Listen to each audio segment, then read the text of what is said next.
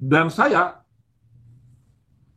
tidak akan pernah meninggalkan tugas saya sebagai pendeta medsos dan akan siaran segera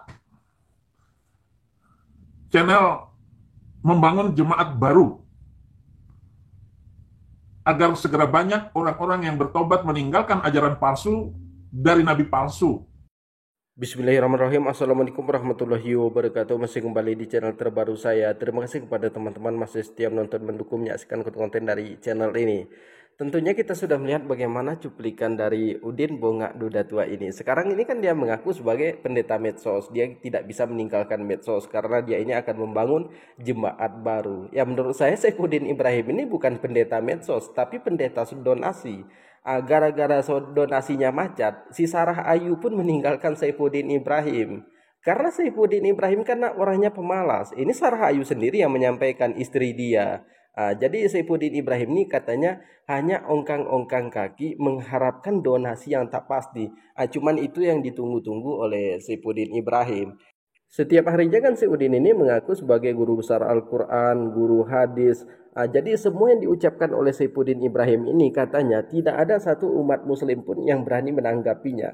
Seolah-olah fitnahan dari Saifuddin Ibrahim ini kan benar. Dampaknya itu bukan sekarang, tapi di masa yang akan datang beberapa tahun ke depan. Dampak yang bagaimana antara kita dengan saudara kita yang di Kristen itu akan terbentur. Kita itu akan terpecah. Apabila kita sudah terpecah, maka mudah orang luar memasuki negara kita. Contoh negara Papua dimasuki oleh negara asing dengan cara menyusup, didoktrin pemikiran mereka, maka mereka akan memisahkan katanya dengan negara kita ini. Kenapa negara asing mau mendukung Papua ini? Karena kekayaan di Papua ini banyak. Jadi kepada teman-teman di sini jangan kemana-mana dulu, silahkan tonton sampai selesai agar kita tidak gagal paham. Silahkan tekan tombol subscribe-nya, bunyikan tanda loncengnya, dan silahkan di-share videonya untuk mendukung channel ini. Terima kasih. Sementara mereka berucap ke sana kemari menggunakan berbagai macam media sosial.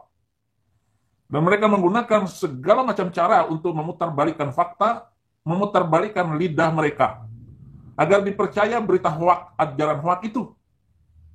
Bahwa itulah kebenaran, padahal itulah domba berbulu sebenarnya serigala. Udin Bongak Duda Tua ini mengatakan orang Islam itu menggunakan media sosial memutarbalikkan fakta, menawarkan agamanya. Ya sepertinya ini bukan dialami oleh orang kita Muslim, tapi ini dialami oleh saudara kita yang dari Kristen.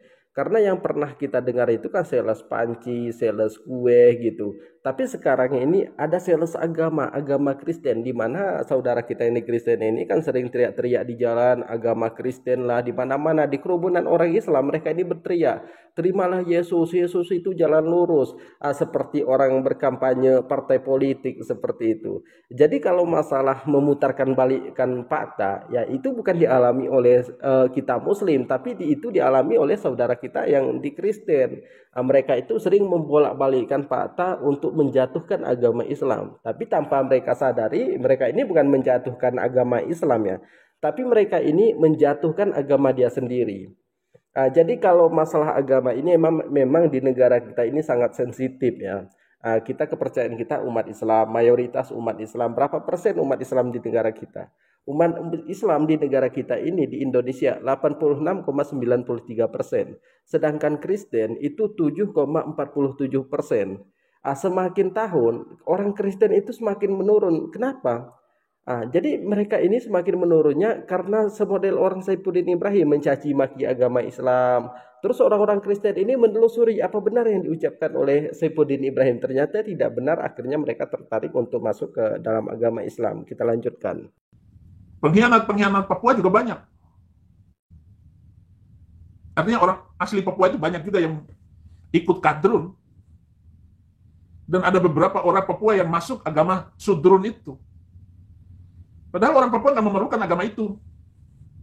Mereka nggak bisa kok mengikuti ajaran itu. Jengkang-jengking 5 kali sehari nggak bisa mereka. Ya hanya formalitas, karena ingin mendapatkan kedudukan politik di dalam satu suku, satu daerah yang sudah mayoritas, yang sudah mulai.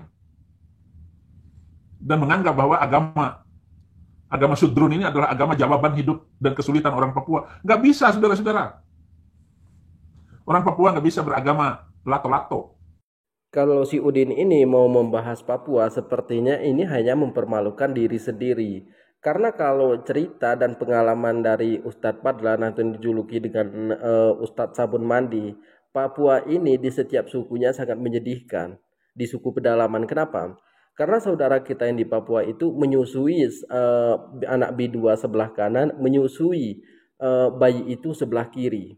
Kemudian di sini dikasih minum-minuman miras, kemudian ditanyakan, mau memisahkan diri dari NKRI? Iya, kami mau memisahkan diri katanya. Tapi ini setelah mabuk ditanyakan, dibuat berita semacam ini di berita internasional. Jadi seolah-olah pemerintah kita itu tidak memperhatikan Papua. Kemudian di sini disuruh mandi pakai minyak B2, lemak minyak B2 itu disuruh. Oh, jadi kata Ustadz sabun mandi, baunya itu luar biasa. Akhirnya Ustadz sabun mandi membawa sabun, perlengkapan, masalah primer, sekunder, tersier yang dibawa oleh Ustadz Sabun Mandi ini. Jadi Papua itu kalau kita cerita yang mencerdaskan saudara kita yang di Papua itu bukan dari agamanya Saifuddin Ibrahim tadi, tapi dari agama Islam. Jadi kalau membahas Papua ini hati-hati. Karena bisa saja bagaimana perbuatan saudara kita yang di Kristen ini akan terbongkar semua. Apa yang mereka lakukan untuk saudara kita yang di Papua, apa yang sudah mereka perbuat. Jadi mungkin cukup sekian. Assalamualaikum warahmatullahi wabarakatuh.